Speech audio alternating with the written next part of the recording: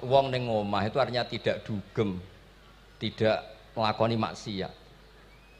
Itulah yang menjadikan usul fikih itu ilmu yang sangat terhormat. Coba kalau Anda jadi pakar usul fikih kayak saya, mengkaji betul usul fikih. Orang tidur semalaman jangan bahasakan tarokat tahajud, wa tarokal witro, wa taroka qiyamal lail. Tapi bahasakan taroka zina, wa tarokal ghibah, wa taroka kada wa kada minal ma'asi. Keren buatan? Keren. Kalau kamu udah ahli usul fikih maka kiai kok amen turu. Kiai kok guyon suwengi. Lu kiai guyon suwengi itu melawan. Kiai itu ustaz juga manusia. Karena bengi iku ya kepen nonton. Tapi kan mboten pantes. Akhirnya korbannya santri ini dijak guyon gak jelas. Lah apel ning rodo ya ora pantes. Ngelawan nafsu iku berat. Carane ya dilalek-lalekno guyon iku. Lah muga-muga malaikat kabeh ahli usul fikih nganggep ngono iku perlawanan terhadap keinginan apa maksiat. Malaikat ngaji ora. Makanya itu disebut di kitab usul fikih Tanghubul Usul itu izma min mubahin illa wa yatahaqqaqu bihi tarku haramim ma. Fa yalzamu minas sukun tarkul qatli wa minas sukut tarkul ghibah. Tidak ada sesuatu yang mubah kecuali saat Anda lakukan, saat itu juga Anda meninggalkan keharaman. Maka sebetulnya mubah ini punya nilai yang luar biasa yaitu tarkul haram atau tarkul ma'asi. Jadi sawangane sampean nang omah kukar-kukur, mlebu metu, kukar-kukur meneh, mlebu metu, bariku turu angop, ngorok. Nah, semoga malaikat ini al-usuli sehingga ngitung itu hadza tarokal ma'asiya kullaha. Hebat. Ini orang yang tinggal napa? Maksiat. Tapi nak malaikat itu jenis rada ekstrim. Alumni kempek suwengi ra tahajud ora witir ku alumni opo? Mulane kula niku ngaji usul fikih terus supaya diperdengarkan ke malaikat.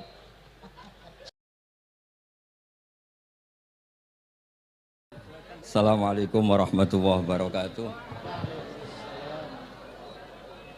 Bismillahirrahmanirrahim. Nahmaduka ya ghafur ya syakur wa shalli wa sallim barik ala sayyidina Maulana Muhammad wa ala alihi wa sahbihi asmain nama ba'du. Teng ngerso para keluarga besar Kiai Haji Akil Sirot wabil khusus teng wau niki pernah paman kalian kula. Dados gadah otoritas meksa. Tapi itu saya keren yang bihan malah pernah mbah, nggih pernah mbah, nggih putrine guru kula niku dimanfaatno beliau. Nggih sedanten para habaib wonten Mas Arif Kapolres sedanten ingkang kula hormati. Niki paling kula ngisi namung 20 menit niku mun top niku mun. Dados katanya niku ahlul ilmi dihormati, tapi nyatane dipeksa. Terus memang banyak paradok dalam ilmu usul fikih. Ilmu usul fikih itu ilmu yang menjadikan orang itu bisa berpikir.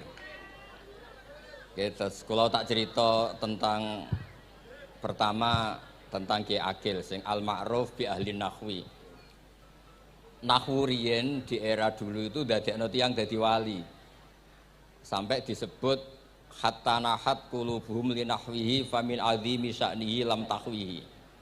Terus orang-orang baik niku ketika wusul teng pangeran nyebut Allah la ilaha illallah mboten saged.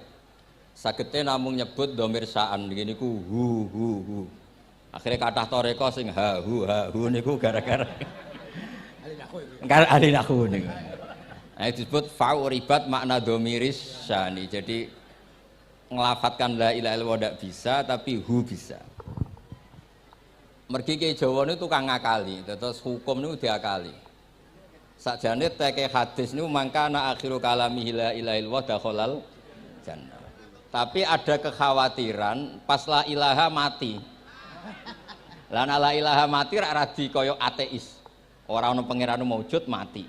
Sampeyan kan gak iso janjian mbek Israil. Kan mboten saged weanan, mboten saged kong kali kong. Nah, daripada la ilaha niku resiko karena takut mati pas la ilaha dereng illallah terus Kiai Jawa mulai nalkin ngangge Allah. Tapi Allah sarasan itu tidak mewakili la ilaha illallah. Akhirnya diambil dhamir sa'an fa'lam annahu la ilaha illallah. Niku asal usulnya. Cuma kebetulan toreko kita tidak jalur itu, tidak jalur yang lewat domir nopo sya'an. Tapi sementing tadi dawe Kiai Mustafa, sementing kita tahu secara ilmu. Terus nomor kali cerita uzlah wow. Kalau memang benar-benar uzlah. Terus kalau ini diundang acara-acara publik kemarin Habib Jimdan gitu, hanya di halaqah ilmiah. Kemarin terakhir beliau ngerayu ini jari marrotan wahidah. Ini saya pegang. Dan itu dicatat di Loh Mahfud. Dan ciri utama kiai itu tidak membatalkan perjanjian. Jenengan dawuh marrotan wahidah Mas niku. Ben gelem. Terus ngeten kula cerita sithik tentang ilmu yang sering kula utarakan. Di antara kitab yang dipakai guru-guru kita sing dilanggengi Mbah Mun Maus niku kitab Ihya.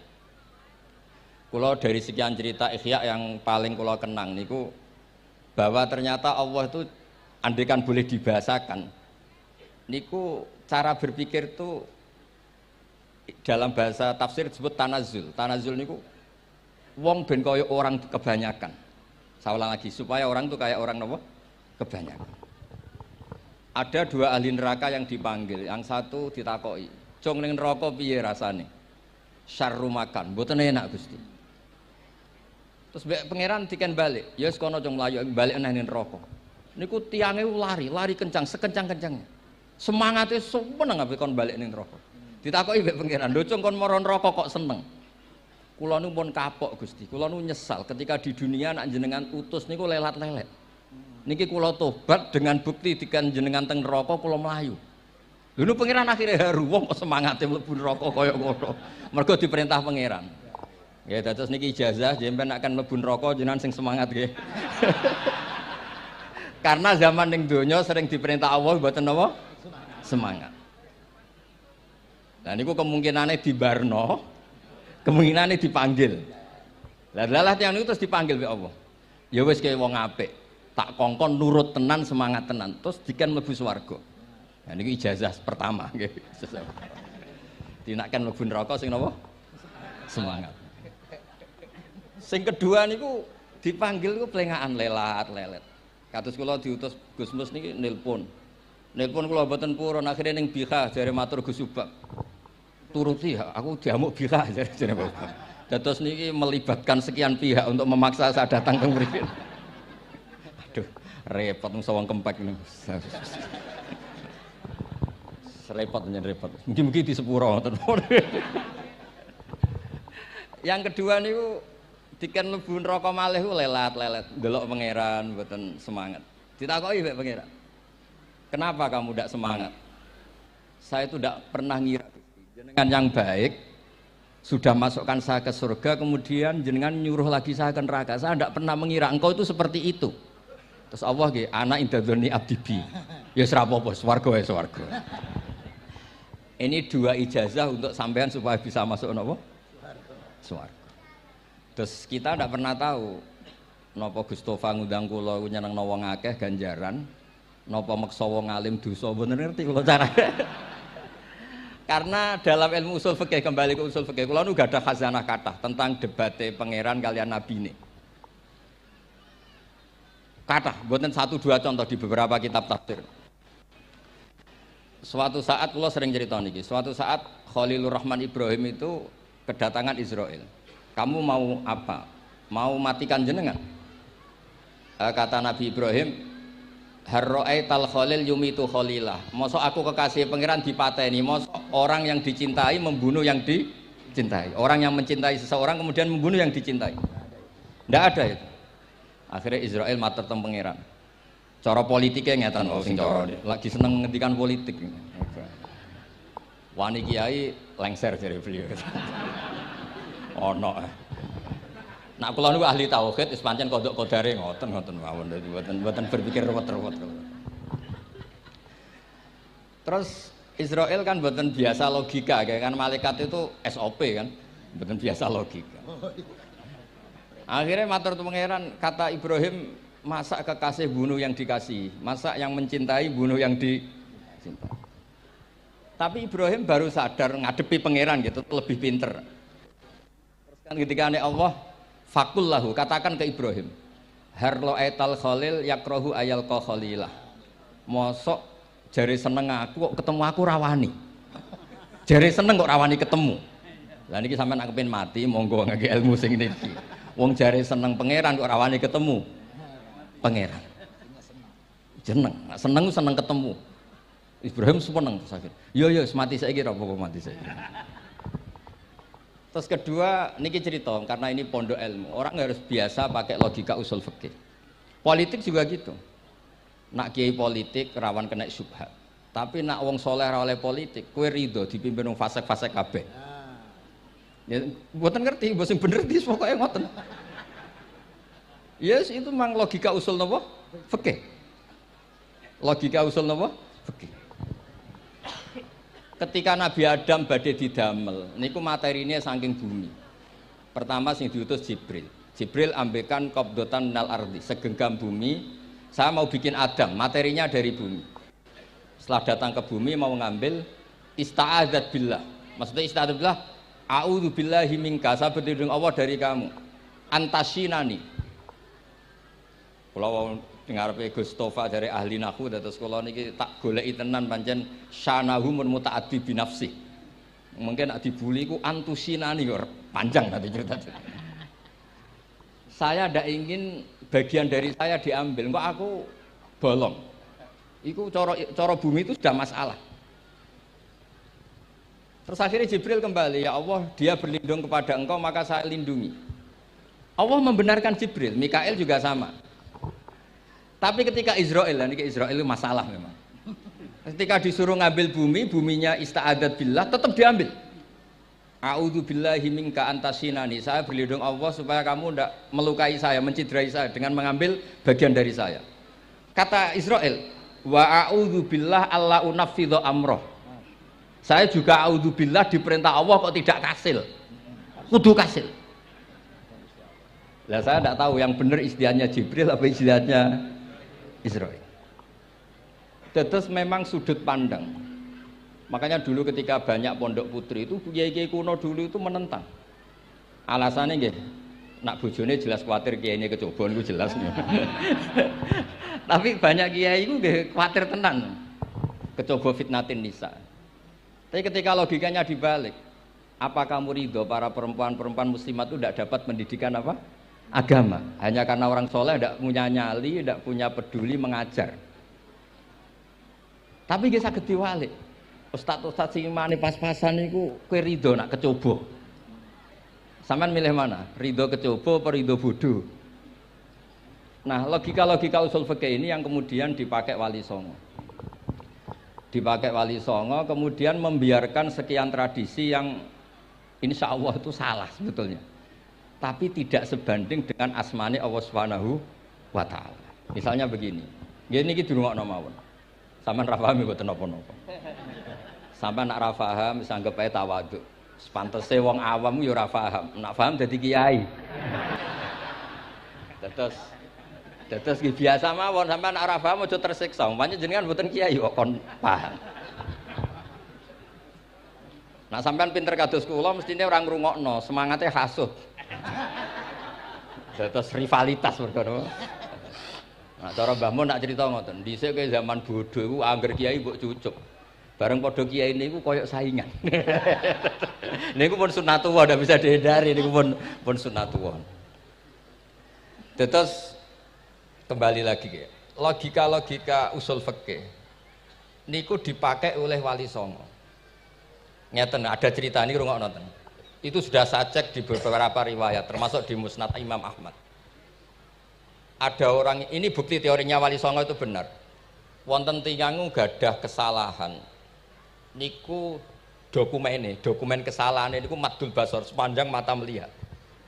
Wes ngoten jumlahnya 99 bok. Kayak apa banyaknya? Per bok maddul basar sepanjang mata nopo melihat. Ketika dia ditanya Allah itu kalau tanya demokratis. Adzolamat kakatabati. Jangan-jangan malaikat saya sentimen. Kalau kamu jelek ditulis, kalau baik enggak. Enggak Gusti. Afalaka udhurun. Jangan-jangan kamu saat salah itu punya alasan. Enggak Gusti, ya memang salah. Tapi kata Allah, sudah kamu tenang saja. Kamu punya ini. Itu hanya satu box. Ya kira-kira kayak tempat jam tangan itu. Ndak, kamu punya ini cukup ini. Terus malaikat tanya, ya Allah, apa artinya, apa ngefek itu kalau ditimbang tuh, kejelekan sebanyak itu dengan satu box jam. Orang ini juga bilang, Gusti sudah tidak usah ditimbang, nggak ngefek itu pasti kalah. Tapi setelah ditimbang menang yang satu box kecil tadi. Karena di situ ada la ilaha illallah Muhammadur Rasulullah.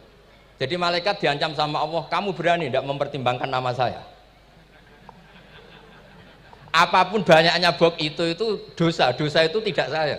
Kalau ini la ilaha illallah itu nama saya. Kamu berani tidak mempertimbangkan nama saya?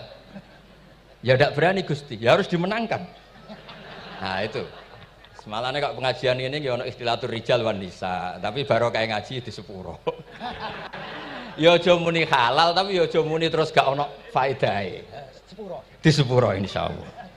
Karena kalau nuruti harus steril halal itu kayaknya ndak bisa. Terus di situ ditutup fala yaskulu ma asmillahi taala syai'un. Dibanding asmane Allah taala sesuatu itu ndak ada nilainya. Pasti menang Allah taala. Sehingga banyak ulama ngendikan kowe nak bar dosa, bar salah maca iki-iki. Dan kalau Anda dosa misalnya catatannya satu box terus di bawah ada astagfirullah, malaikat ditanya sama Allah, kamu berani tidak mempertimbangkan nama saya disebut di situ? Nah, saya ini ribuan orang yang ngundang, saya berani mengabaikan. Bareng ana wong ngaku mbah ya mbah tenan wae. Ya terus ngoten. Kowe wani gak mempertimbangkan Gustofa sing mantune Mbah Maimun. Ya. Semoga cara pandang malaikat nanti seperti itu. Tapi nanti kalau malaikat cara pandang, mbah kok tukang maksa putu. Itu mbah model opo. Nah, saya ini sudah ngalah satu kali. Berikutnya logika kedua yang insya Allah terbangun di kalangan malaikat, yaitu mbah ora oleh maksa napa putu. Ning dinggon mbah yang baik putune dolanan di barno. Ini ora. Putu lagi asik-asik dolanan. Rene. Kon nyapu. Nah, itu udah jenis mbah yang baik. Terus kula suwun lah ngaji usul fikih yang serius karena itu menjadikan kita bermartabat. Kulo niku sering lepas jenazah tangga-tangga kulo nggih panggihane ndelok TV, nak bengi nggih ngelamun, ngayal sugih, kadang yo ngapalo tikus sing liwat dhuwure saking ra ono penggawean. Tapi kulo nak lepas jenazah ini orang baik. Sampai bojone protes, "Apik apa lho Gus angger bengi iku mau ngelamun ngitung tikus liwat, ngitung apa." Terus kulo matur, ngitunge aja ngono, ngitunge tarokal ma'asiya. Wong ning omah itu artinya tidak dugem, tidak melakoni maksiat.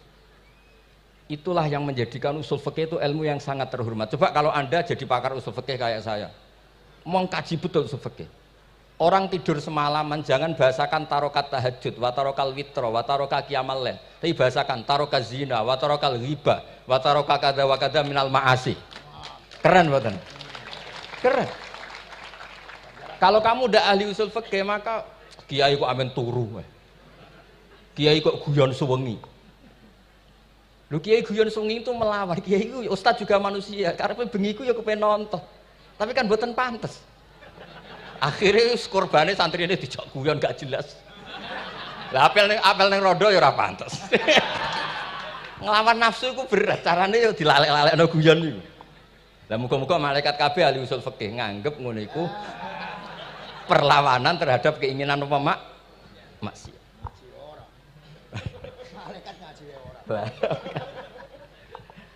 Makanya itu disebut di kitab usul fikih tentang usul itu izma min mubakhin illa wa yatahaqqaqu bihi tarku haramim ma fa'il zamu minas sukun tarkul qatli wa minas sukut tarkul ghibah. Tidak ada sesuatu yang mubah kecuali saat Anda lakukan, saat itu juga Anda meninggalkan keharaman. Maka sebetulnya mubah ini punya nilai yang luar biasa, yaitu tarkul haram atau tarkul ma'asi. Jadi sawangane sampean nang omah kukar-kukur, mlebu metu, kukar-kukur meneh, mlebu metu, bariku turu angop, ngorok. Nah, semoga malaikat ini al-usuli sehingga ngitung itu hadza tarokal ma'asiya kullaha. Hebat. Ini orang yang tinggal napa? Maksiat. Tapi nak malaikat itu jenis rada ekstrim. Alumni kempek, suwengi ra tahajud ora witir ku alumni opo? Mulane kalau niku ngaji usul fikih terus supaya diperdengarkan ke malaikat. Supaya teorinya pakai usul napa? Fikih. Jadi kalau melihat kita melakukan mubah niku dihitung tarkul napa? Ma'as. Nah ini pentingnya ngaji. Kalau nate ditanya sama seorang dosen, Gus, masa iya Quran yang katanya mutu semutu-mutunya, kemudian ada ayat kulu washrobu, mosok urusan mangan, gak usah disuruh orang juga makan. Terus kualitasnya kulu washrobu itu di mana? Terus kalau jawab, terus sorokan yang penting wopo, rapat utawa seminar. Ndak ada rapat, ndak ada seminar itu kamu ndak mati, tapi kalau nggak makan itu mati. Penting mana? Ya penting makan. Lah iya, jadi orang itu lupa kalau sesuatu yang seserius itu karena menjaga nyawa, yaitu makan. Terus karena makan tuh hal yang murah dianggap biasa, itu bahaya. Sehingga sebetulnya yang kita bisa jadi wali lewat hal-hal keseharian tidak bisa jadi wali karena tadi. Saya punya hadis, ini mudah sekali untuk Anda jadi wali. Bahkan di atas wali lah. Inna woha ta'ala layardo anil abdi. Pakai inna masih pakai lam taukid. Inna woha layardo anil abdi ayyakulal aklata fayahmadahu alaiha aw yasroba syarba fayahmadahu alaiha. Allah itu sangat ridho ada orang makan satu asupan kemudian dia muji Allah. Loh, orang tidak punya alpat itu tidak mati, tidak punya tanah ribuan hektar itu tidak mati, tapi kalau nggak makan sesuap nasi mati. Penting mana? Penting makan. Tapi gara-gara kamu tamak untuk syukur nunggu punya alpat, untuk syukur nunggu punya tanah banyak, Anda ini bodoh. Mau syukur saja syaratnya kok banyak. Jadi sebetulnya kalau kita mau jadi wali itu cukup setiap makan itu kamu syukur. Fayahmadahu alaiha. Au yasroba syarba fayahmadahu alaiha. Makanya wali-wali dulu kalau didik raja yang sedang berkuasa itu ditanya, kamu raja besar, punya pengaruh besar. Andaikan kamu di padang pasir dan kemudian Anda tidak mendapatkan air sama sekali, apakah kamu menggantikan kerajaan kamu demi beli satu seteguk air? Iya, akan saya beli karena saya kalau tidak minum mati. La tafrah bimulkin la yusawi jar'atamain. Kamu jangan bangga dengan sistem kekuasaan yang tidak senilai dengan seteguk air. Orang nggak jadi raja itu nggak mati, tapi kalau nggak minum mati. Terus akhirnya dosen itu tahu, wah berarti kulu wasrobu itu luar biasa Gus, ya, sangat luar biasa. Makan dan minum itu luar biasa. Makanya terus adat kiai mertamu mangan. Kalau tadi baru datang kon mangan, di sini ya ada mangan. Ya saya anggap aja itu proses jadi wali ngoten Pak. Jadi segampang itu jadi wali. Nah, kemudian gara-gara torekoh terus jadi wali ku repot kon maca 10.000 wiridan kon opo. Kesuwen iki cara-cara kesuwen. Karena ini partai enggak torekoh tadi. Dulu abahnya Mbah Maimun Mbah Zubair itu kalau disuruh wiridan lama-lama itu enggak mau. Sementing diridani pangeran, maca kok akeh-akeh. Nah, itu partainya partai ahlul ilmi. Ya partainya partai ahlul apa? Nah kemudian karena saya ini nekuni tafsir ya, itu saya kepengen ya menggerakkan supaya ilmu Quran itu menarik. Caranya apa? Cari sisi ekstrimnya. Kalau bolak-balik, kenapa sih orang nggak janggal? Nggak janggal itu udah iskal. Quran itu kan kalamullah. Saya lagi Quran itu kalamullah. Masa iya Allah yang Tuhan kemudian ngendikan iya kana butuh iya kanas tai. Kepadamu aku menyembah. Masa Allah ngendikan gitu pada kekasihnya Nabi Muhammad? Padahal Allah itu al-ma'bud bukan abid. Allah yang disembah bukan yang menyembah.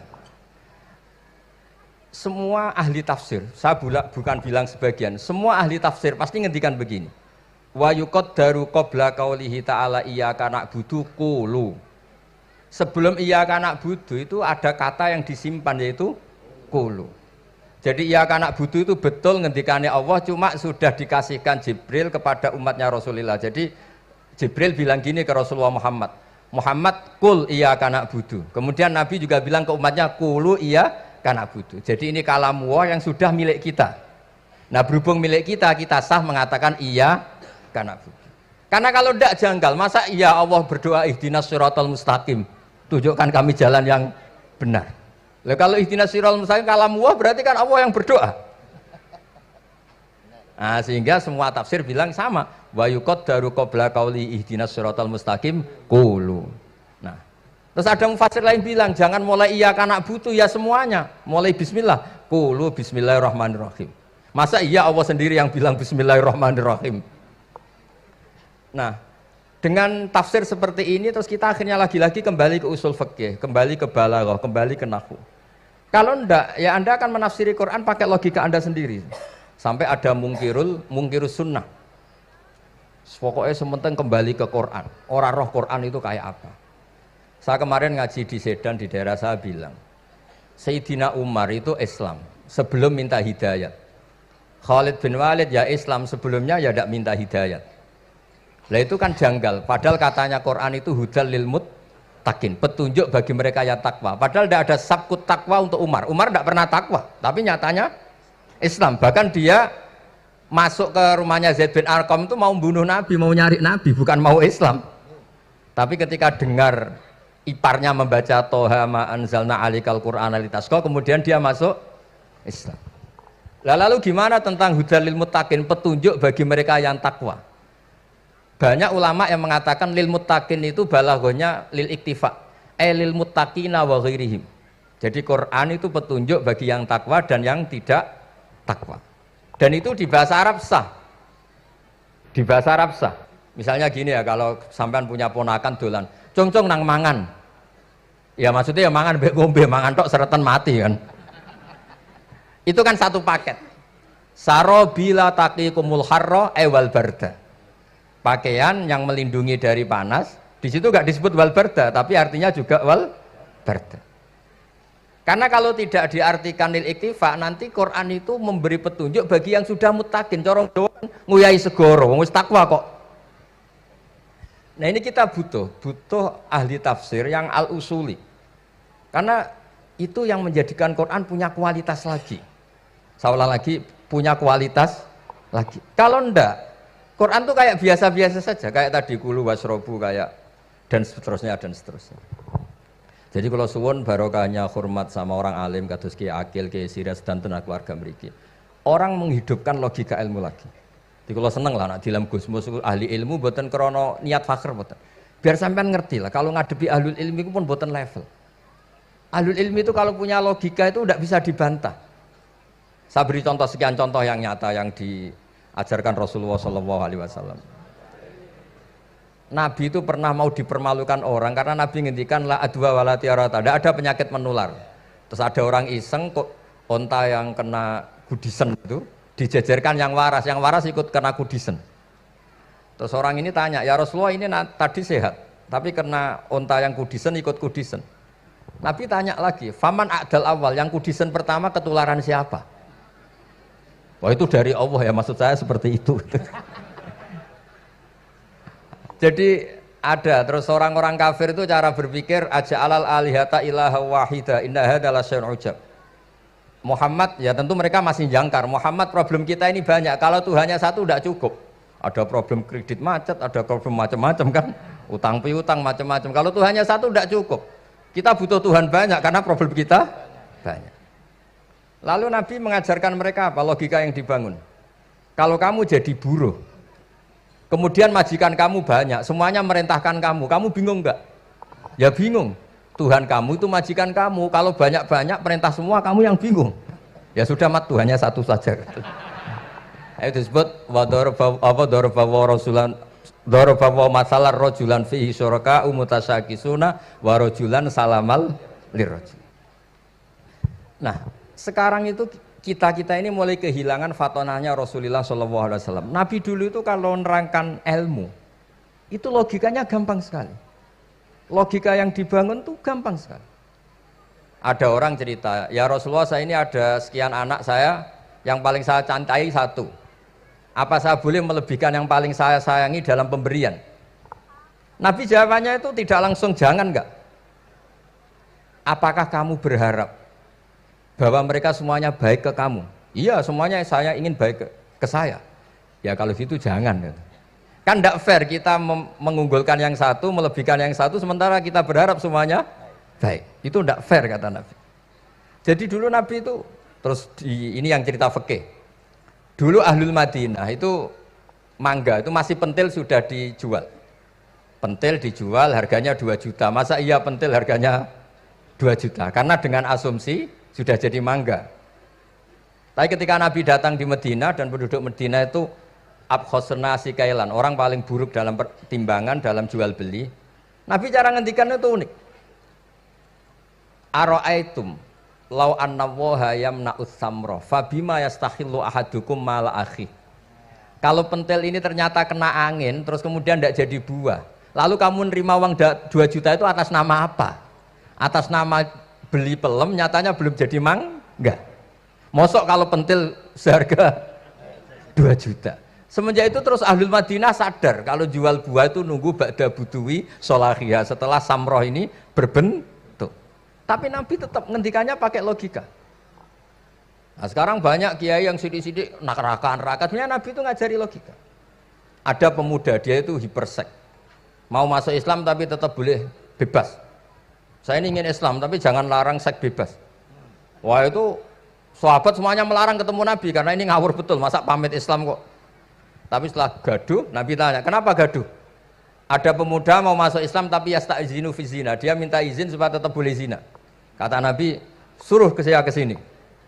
Setelah datang di depan Rasulullah, logika yang dibangun Nabi itu luar biasa. Atuhibbuhu li bintik. Kamu suka punya anak putri kemudian jadi demenannya orang laki-laki hidung belang.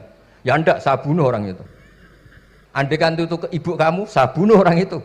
Atuhibbuhu li bintik, atuhibbuhu li ummik, atuhibbuhu li ukhtik, atuhibbuhu li kholatik. Kamu suka punya anak putri yang jadi demenannya orang? Ya enggak suka ya Rasulullah. Kamu suka kalau punya ibu didemeni orang banyak? Ya enggak suka Nabi. Sampai otaknya itu yastakbihu zina. Sehingga otaknya itu, wah zina itu buruk betul. Akhirnya, ya Rasulullah sudah, saya mau masuk Islam tanpa zina-zina.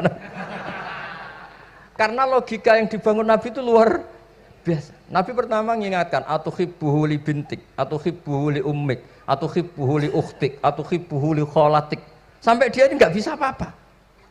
Sudah Nabi, sudah. Jadi logika ini yang harus kita waris. Lagi-lagi kembali yang bisa waris itu ahlul ilm. Sama itu kan kayak diskusinya Nabi Yahya dan Nabi Isa. Nabi Yahya itu suka berkawan orang-orang soleh. Setiap berkunjung di mana itu nyari yang orang-orang soleh. Ditanya kenapa kamu berkawan orang soleh? Ya berkawan orang soleh itu asik. Tapi kalau Nabi Isa enggak. Kalau ada desa-desa yang masih hitam, masih merah itu dikunjungi kemudian dibina. Ditanya sama Nabi Yahya, lima anda tanzilu ala syirarin nas. Kok kamu kumpul orang-orang yang kayak gitu? Jawabnya beliau, innama ana tabibun udawil mardo. Di mana-mana Nabi itu ya dokter. Di mana-mana dokter nyembuhkan yang sakit. Jadi dulu logika kebalikan itu dibangun. Sehingga dulu ulama khilaf itu ikhtilaful a'immah apa? Rahmah. Masyhur itu. Saya sering cerita dan itu ada di kitab Khilyatul Auliya. Nabi Yahya itu lebih ceria. Nabi Isa itu agak sering cemburut. Atau kebalikannya, pokoknya yang satu tuh mali aro ka'abisan ka'annaka taqnatu mir rahmatillah. Kamu kok sering cemburut, seakan-akan rahmat Allah itu terbatas, wong kok ra iso syukur. Yang satu gojlok, mali aro ka dhahikan ka'annaka ta'manu mim makrillah. Kowe kok guya-guyu, kok is bebas kok neraka wae gitu. Nah, sehingga ya itu tadi sudut pandang. Makanya saya sering cerita dulu kalau Said Abdul Al-Haddad itu tanya, "Cung kowe ngaji sapa?" Ngaji si A. Kiaimu tau nangis? Ndak. Ojo ngaji. Kiaimu ati atos, kiai kok ora iso nangis. Tapi kalau Abdul Hasan Asadili kebalikan, "Cung kowe ngaji sapa?" Ngaji si A. Kiaimu tau guyu nak ngaji? Mboten nate. Ora usah ngaji wong ora iso syukur. Jadi nah itu yang akhirnya menjadi keseimbangan khaufau wa tama. Ada khauf, ada apa? Roja.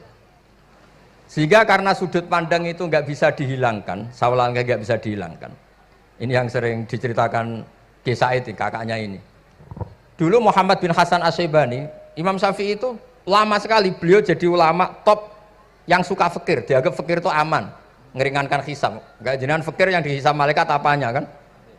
Kan nggak bisa ngisab jenengan, apa saja tidak punya. Punyanya problem. Nah setelah ngaji sama Imam Malik, Imam Syafi'i tanya, yang ilmunya setingkat jenengan siapa? Kata Imam Malik, sebetulnya Abu Hanifah orangnya sudah meninggal, tapi ada muridnya namanya Muhammad bin Hasan Asy-Syaibani. Kamu ke sana dari Madinah ke Irak, dulu tempatnya di Baghdad. Setelah di Irak, Muhammad bin Hasan Asy-Syaibani itu kalau ngitung uang tuh di meja, emasnya tuh banyak, uangnya banyak, dia hitung di meja, malah kaget. Saya ini gedeng kiai, kedunyan ini ketemu kiai, kedunyan. Ya karena Muhammad bin Hasan Asy-Syaibani itu wali, kamu tanya, kamu heran ya ada kiai kaya? Iya. Ya sudah, kekayaan ini kasihkan orang fasik, biar dipakai demenan, dipakai mabuk, dipakai ini. Terus, ya jangan kalau kena orang fasik bahaya, jenengan saja. Semenjak itu Imam Syafi'i mulai rodok seneng duit. Jadi ada ceritanya, kok diangen-angen, nah terus keterusan umatnya kayak gini-gini itu. Jadi ini cerita nopo istihad apa? Cerita nopo istihad. Sama pangkat juga sama. Gue seneng nak wong soleh-soleh tidak ikut ngurus negara ini. Mau dikemanakan negara ini. Tapi ada yang berpikir, gue seneng nak wong soleh terkontaminasi. Ya sudah monggo. Sing wis ra payu jabat nggih berpikir zuhud. Sing payu ya berpikir politik. Yang penting semuanya itu berdasar ilmu. Yang penting itu semuanya berdasar apa? Ilmu. Karena ilmu ini basis yang paling diridani Allah Subhanahu wa taala. Masyhur itu di Ihya sering diceritakan Imam Ghazali, ana alim uhibbu kulla alim. Kata Allah, saya ini alim dan sangat mencintai orang alim. Karena orang alim ini yang tahu perspektif. Orang yang ngiranya, saya ulang lagi, yang ngiranya itu enggak ilmiah. Di depan orang alim itu sangat-sangat apa? Ilmiah. Yaitu tadi misalnya ada ayat wa min ayatihi manamukum billaili wan nahar. Masa iya tidur yang ngorok semua turunnya serah jelas kok jadi wamin ayati. Tanyakan ahli medis, sistem tubuh kita kalau nggak tidur itu kayak apa rusaknya. Dan toat pas-pasan ini satu-satunya solusi ya turu. Bengi ngempet kepen delok dangdut, delok dugem. Barang turu jebule esuk wis bar alhamdulillah. Cara melek iman kamu seberapa? Tarikan-tarikan maksiat posisi kamu terjaga bisa kalah kan? Tapi kalau tidur sukses kan tarkul maksinya.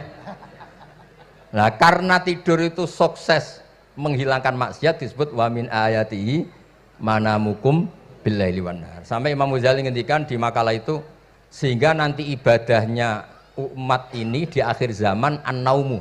Ibadah terbaiknya itu tidur. Nah niku mulane maksud kula ngeten. Sampeyan anut jalur wong alim dia turu ya ibadah, tengok-tengok ya ibadah, jagongan nggih ibadah, gojol-gojolkan ambek kanca nggih napa? Ibadah. Karena ini semuanya kul bi fadlillah bi rahmati fa bidzalika napa? Falyafrah. Tapi kalau kamu tidak punya basis ilmu, adanya suudzon. Kiai kok jagongan guyon sewengi kiai opo? Kiai kok turu sewengi ku kiai. Karena basisnya ada ilmu. Padahal jelas ketika Rasulullah bikin urutan kebaikan, pertama Nabi ngendikan kamu menolong orang. Jika tidak bisa, terakhir Nabi ngendikan takufu syarraka anin nas fa innaha shadaqatun minka ala nafsik. Tadi beliau juga cerita di nasihat Imam Mun, idza lam tuhsin fala tusi. Kalau tidak bisa berbuat baik, setidaknya kamu tidak berbuat jelek sama orang lain. Dan potongan ngene iki paling gampang apa? Tidur kan? Wis sampeyan nak turu wis ra zina, ra maling, ra ngrasani wong wis ora tusi. Nah, dengan konstruksi usul fikih seperti itu kamu tahu kualitas ayat wa min ayatihi manamukum billaili wan nahar. Ya sama, ternyata makan itu yang menjaga nyawa. Ternyata makan itu yang menjadikan syukur. Kalau kamu nggak percaya puasa. Sampai nak poso gedang goreng itu mewah. Gedang goreng itu mewah. Air satu teguk itu mewah. Makanya kalau lama dulu ada santri kepengen mangan enak. Ya saya ingin mangan enak gini-gini caranya gimana? Itu rumusnya ada sate, ada mie ayam. Idamuhu alju. Kalau kamu ingin enak, lauknya itu lapar. Ya kita kalau puasa itu semuanya kan enak. Nah itu lagi-lagi basisnya itu ilmu. Nah sekarang banyak orang yang sudah tidak peduli dengan ilmu. Kayak ijazah dilakoni kan. Jadi kayak wiridan la ilaha illallah itu sebetulnya harus dibarengi dengan ilmu. Ini yang terakhir supaya nggak lama-lama. La ilaha illallah itu basisnya ilmu. Surga yang begitu mewah itu dibikin juga bagi yang melafadzkan la ilaha illallah. Neraka yang begitu ekstrim sampai kalau benda dijatuhkan dari atas ke neraka itu sampai bawah nunggu 70 tahun. Bisa kamu bayangkan kalau kamu di dalam naiknya susah itu. Ini dijatuhkan ke neraka itu sampai bawah nunggu berapa? 70 tahun. Loh, neraka sebegitu ekstrim itu dibikin untuk yang menolak la ilaha illallah. Berarti kalimat ini kalimat spesial. Kalimat yang neraka dibikin ya atas nama itu yang menolak, surga dibikin juga atas nama itu yang menerima. Itu satu saktinya la ilaha illallah. Sakti kedua, orang kafir 70 tahun ngelafatkan la ilaha illallah sekali langsung dihukumi mukmin. Yughfar lahum ma qad salaf. Qul lil ladzina kafaru iyantahu yughfar lahum ma qad salaf. Orang yang melafatkan la ilaha illallah Muhammadur Rasulullah itu dosa 70 tahun kafir itu hilang semua. Tapi gara-gara ada ilmu terus diumumkan tahlil dening Kiai Haji Niam mesti sing nguri wah sawi mesti. Padahal kalau kamu tahu ilmunya tadi ini kalimat yang luar biasa. Kalimat yang bisa melebur dosa. Bahkan dalam madzhab Sadiliyah itu unik. Kalau kamu wiridan la ilaha illallah itu jangan istighfar dulu, istighfarnya belakangan. Alasannya Abdul Hasan As-Sadili itu fa'lam annahu la ilaha illallah wastaghfir li dzambik li hadil kalimah. Orang kafir 70 tahun, dia istighfar 100 kali enggak akan dimaafkan Allah. Tapi ngelafatkan la ilaha illallah langsung dimaafkan. Jadi orang bisa dimaafkan tuh barokahnya la ilaha illallah.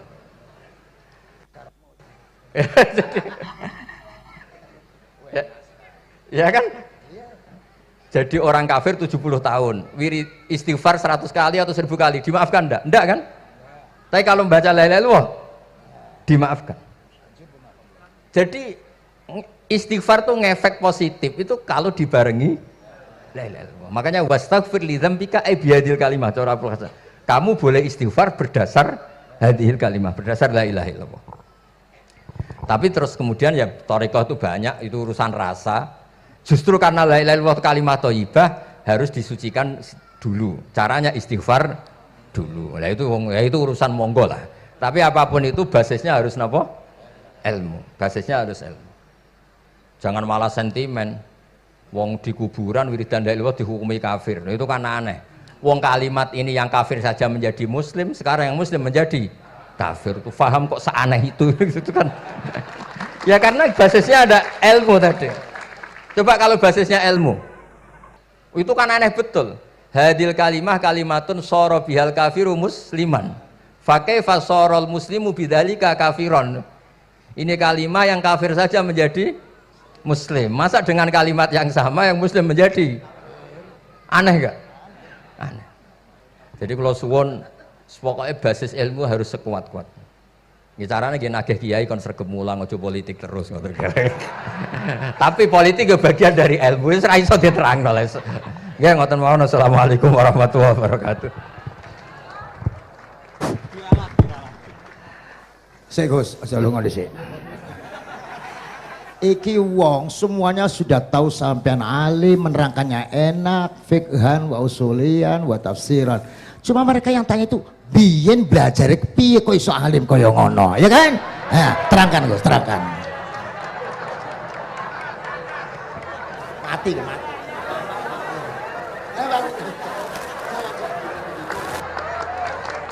Setuju kan? Setuju? Sila, asal dakaik.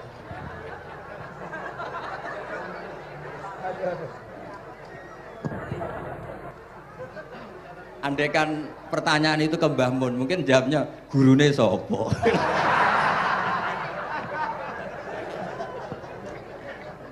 Tapi mungkin kalau ke mbah-mbah saya ya juga babanya nih Biha juga Mbak Abdul Aziz, mungkin putuku. Tapi kalau saya ingin cerita tentang saya paling ya, aku sregep. Yang jelas tuh dalika fadlu wa yu'ti apa? Mayas. Tapi gini, kalau ini menghormati bahasa saya ini, kalau ijazah begini, dulu Mbak Mun tuh sering cerita, juga bahasa hal. Kena kepengen ngalim, ku sinau sedurunge ngaji.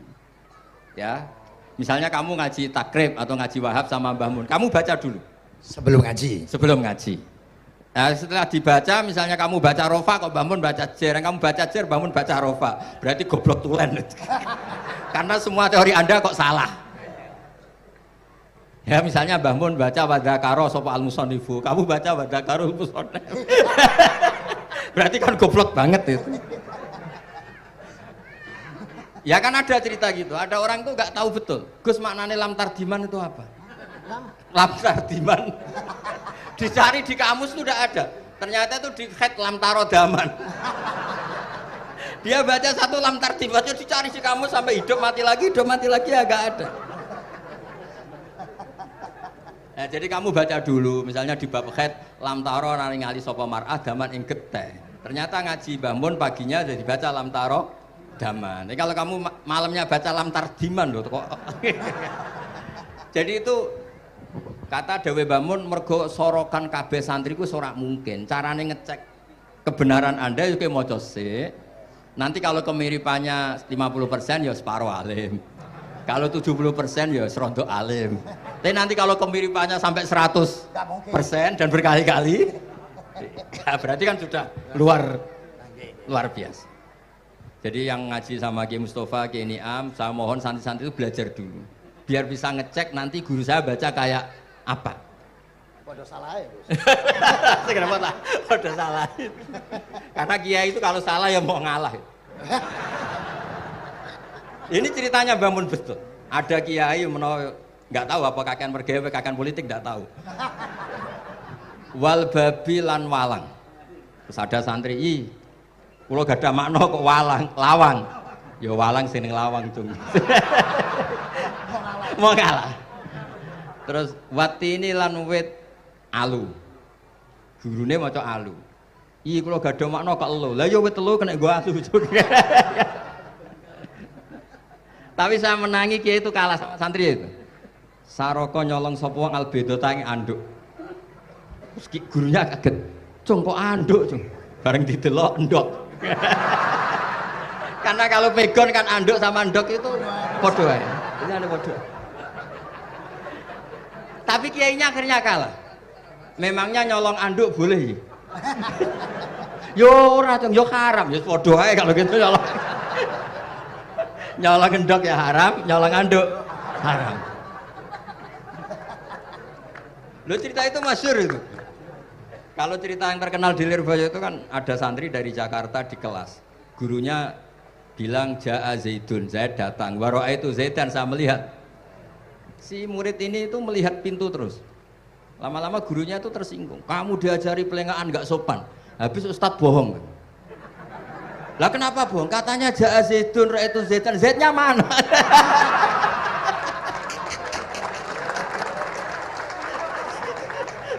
Dia gak ngerti. Zaid datang, saya melihat. Mana orangnya kok dibahas-bahas terus itu. Ya, jadi yang serius tadi kalau sampean ingin nguji kualitas Anda. Makanya saya dulu itu pede baca kitab di depan Mbah Mun karena ya ngecek. Dan dulu itu Gus Zofur, Gus Kamil sebelum ngaji ya itu mesti sinau sama saya. Nanti ketika Mbah Mun baca, tadi kalau kemiripannya kita 90% ya bagus. Syukur-syukur sampai 100. Dan itu terulang sampai Wahab Hatam, Jamul Jami' Hatam. Sehingga kita tahu. Jadi kalau diskusi kita kok salah ya tahu, kalau benar ya tahu. Kalau tahqiq ya tahu. Biasanya kalau tahqiq itu Mbah Mun karena takut nyalahkan kiai-kiai Jawa. Kalau baca 2 kali, misalnya begini.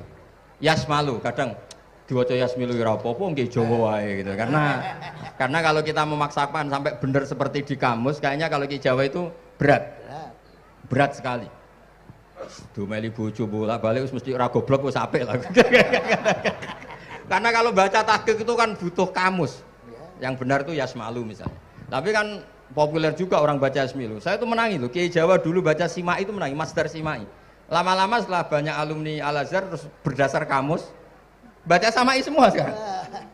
Saya menangi kiai itu baca Dilalah. Lama-lama karena sekarang udah banyak punya kamus, baca Dalalah. Fa'alah. Jadi kiai itu juga kadang-kadang keteror muridnya. Makanya Syekh Zakaria Al-Ansori itu pernah ditanya, kenapa engkau begitu alim alama sampai dilakopi Syekhul Islam? Kata beliau itu lucu jawabannya, karena saya ini orang yang sial. Saya dulu punya guru namanya Ibnu Hajar Al-Asqalani dan punya murid namanya Ibnu Hajar Al-Haytami. Kata beliau, dukik tu bena hajaro ini. Saya ini digebek 2 batu. Kalau mau ngaji takut saya minta ampun karena disuruh baca sama Ibnu Hajar Al-Asqalani.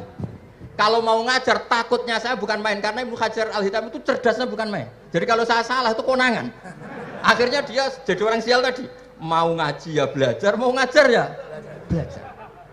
Makanya meskipun ini pernah sepuh saya tidak berani ngaji beliau. Wah mesti meriang saya kalau ngaji. Jadi yang terkenal alim-alim mohon ngajinya dikurangi ya, karena ini kasihan gurunya. Kasihan gurunya. Nggih, pun cekap. Bon, itu catat ya. Sebelum ngaji baca dulu. Satu lagi, Gus. Sampean ketoke kayak desok kok kuliah. Betul kuliah? Oh, nggih nggih. Pun dari belajar dari mana sampai kemana Gus jenengan? Dari Mondok sampai ke Jogja sampai Putih. Monggo.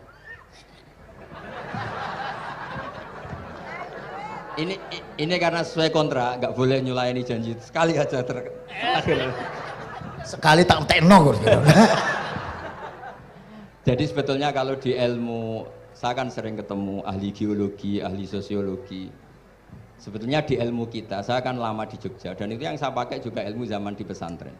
Misalnya sosiologi itu kan ada mukadimahnya Ibnu Khaldun. Itu kan teorinya luar biasa. Misalnya begini. Kenapa Rasulullah itu harus dari suku Quraisy, suku yang sangat terhormat di Mekah? Itu secara teori sosiologi loh, bukan teori nubuah. Kata Ibnu Khaldun, Nabi itu mesti final dzori qaumi itu aneh. Saya ulang lagi, Nabi itu final dzori qaumi pasti aneh. Nah masa aneh-aneh ini ditoleransi oleh umatnya karena beliau dari suku yang terhormat. Coba kalau dia dari suku, beliau dari suku yang hina, pasti pas aneh-aneh langsung diadili. Ya kalau di NU lah, ndak Gus Dur kok bikin aneh-aneh di NU kan langsung tuntas. Tapi berhubung Gus Dur cucu Mbah Hasyim, orang itu mentoleransi, bahkan mengira jangan-jangan teori beliau lebih baik ketimbang kita. Nah makanya terus kata Ibnu Khaldun, ma ba'atsawu nabiyan illa fi mana'atin min qaumin, tidak ada nabi diutus kecuali dari kaum terbaik, supaya masa-masa transisi ini nggak ada perlawanan. Nah itu namanya sosiologi. Sehingga beliau ngendikan, ini versi tarikh bukan versi Ibnu Khaldun saja. Ketika sahabat disuruh hijrah karena disakiti orang kafir Quraisy, lah engkau sendiri ya Rasulullah, saya ini orang Quraisy, nggak akan ngalami yang seperti Anda alami. Nah itu namanya sosiologi. Begitu juga matematika. Saya sering ketemu pakar matematika dari UI, dari UGM. Misalnya bilang zakat kan 2,5% misalnya zakat tijar. Saya bilang kalau ngitung itu porogabit, padahal kita zaman sekolah porogabit itu pantangan. Tapi saya bilang, saya punya matematika lebih cepat. Apa itu Pak Ba? Kalau manggil saya Pak Ba. Kalau di kitab disebut rubu'ul usur apa? Jadi bertahap. Misalnya 1 juta, usurnya akan 100.000. Setelah 100.000 rubu'nya 25.000. Itu kita tidak usah pakai catatan bisa. Nah itu matematika Arab. Makanya orang Arab tuh nggak bisa nulis, tapi matematikanya cepat karena bertahap. Misalnya 1 miliar ya cari aja usurnya 100 juta. Berarti rubu'nya 25 juta, berarti 2,5-nya 1 miliar itu 25 juta. Tapi kalau orang Arab bilang itu rubu'ul usur, diusurkan dulu baru dirubuk. Misalnya 6, 2/3 6 berapa? Orang Arab bilang sulusan, 6 sulusnya 2, sulus 2 kali berarti 4. Sama misalnya zakat zuro itu kan al usur sama nisful usur. Berarti misalnya kalau tidak disirami ya, tidak biaya, zakatnya itu 10%, berarti per 100 10. Nah sekarang kalau 10 ini kan berarti 1/10. Lah nanti kalau disirami pakai biaya namanya nisul usur, berarti 5. Jadi orang Arab itu nggak mau langsung bilang 5, karena kalau 100 dibagi 5 itu jadi 5 itu mikirnya panjang. Jadi diusurkan dulu, terus nanti dibilangkan nisful usur. Nah, jadi ilmu khazanah kita ini sudah luar biasa. Nah, itu makanya terus orang Arab kalau ngitung matematika itu tidak usah tulisan, tidak usah porogabit karena bertahap tadi. Jadi misalnya 2,5 bahasannya apa? Rubu'ul usur. 1 miliar, usurnya berapa? 100. Rubu'nya berapa? 25. Nah ini semoga buatan ngingkari janji. Wassalamualaikum warahmatullahi wabarakatuh. Matur. Sebetulnya masih ada satu lagi, cuma ampun. Beliau adalah sangat hafal dengan nu'util masyayikh. Artinya sebutan. Kenapa Imam Ghazali itu Syekhul Islam, Hujjatul Islam. Kenapa Imam Anu Syekhul Islam. Kenapa Imam Anu, sahabat Anu kok ada Saifullah, ada Asadullah. Itu biar alih sekali. Karena ini belum tuntas. Jadi ya. Berikutnya insya Allah. Kita mentongakakan ya Allah. Moga-moga Gus Bah gelem kok ndonga. Jajal dongane Gus Bah karo donga sampean mandi ndi kira-kira. Matur nuwun Gus, matur Sayyid, matur nuwun, sangat matur nuwun, sangat masya Allah niki jelas. Gus Bah itu enteng, cepet, itu diterimanya ku, apa jenenge keterangannya cepat, dan sebagian cepat. Oh, enggak ada kayak yang jelimet. Tak kira, apalagi saya mendengar dianya saja nggak paham kok. Nah itu, nah, demikian matur nuwun, sampean kudu matur nuwun sangat wong sing lagi uzlah ora gelem, luar biasa kita hanya udah selanjutnya kata mohon Gus. Kulo sak sedulur sak santri-santri nek pas jenengan donga pas uzlah njaluk ditongakne ngoten mawon. Nggih, ngoten mawon pun nggih. Sapa sing tongak? Allahumma shalli ala sayyidina Muhammad wa ajma'in. Alhamdulillah rabbil alamin. Allahumma rabbana zalamna anfusana wa illam taghfir lana wa tarhamna lanakunanna minal khasirin. اللهم يا فتاح يا خير الفاتحين افتح قلوبنا واشرح صدورنا واجعل علومنا نافعة واجعل أعمالنا صالحة واجعل ذرياتنا طيبة واجعل حياتنا حياة مطمئنة مرزوقة سالمة من الآفات والبلايا برحمتك يا أرحم الراحمين. اللهم يا لطيفا بخلقه ويا عليما بخلقه ويا خبيرا بخلقه والطف بنا يا الله في قضاء حوائجنا كلها من حياة الدنيا والآخرة يا لطيف يا عليم يا خبير لا إله إلا أنت سبحانك إني كنت من الظالمين لا حول ولا قوة إلا بالله العظيم. صلى الله على سيدنا محمد الحمد لله بالعالمين. الفاتحة.